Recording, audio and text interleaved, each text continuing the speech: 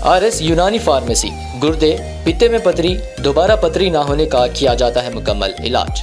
Fatty liver medicine भी दस्तयाब। Bahadurpura X road 9390610436 पर contact करें।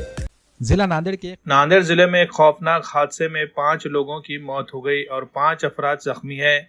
नांदेड़ जिले के भोकर उमरी रोड पर मोखाड़ी पुल से एक 4 व्हीलर जीप गिर गई। यह हादसा आधी रात के करीब पेश आया। वाक़े में हलाक होने वाले 5 अफराद आपस में रिश्तेदार है। ये सभी लोग भोकर तालुके के रेनापुर गांव के रहने वाले हैं। भालेराव गायकवाड़ का खानदान रियासत तेलंगाना के नवीपेट में मजदूरी के लिए रहता था। सभी लोग कल एक रिश्तेदार की बेटी की सालगिरह तकरीब में शिरकत के लिए भोकर आए हुए थे। सालगिरह तकरीब में शिरकत के बाद ये सभी लोग अपने घर की तरफ तेलंगाना वापस जा रहे थे। इस दौरान उनकी गाड़ी मोखाड़ी पुल से नीचे गिर गई। हादसे में 3 अफराद की मौके पर ही मौत हो गई, जबकि दीगर 2 अफराद की इलाज के दौरान मौत हो गई। मरने वालों में 3 खवातीन समेत 2 बच्चे शामिल है, जबकि 3 बच्चों व दीगर 2 जख्मियों का सरकारी अस्पताल में इलाज जारी है।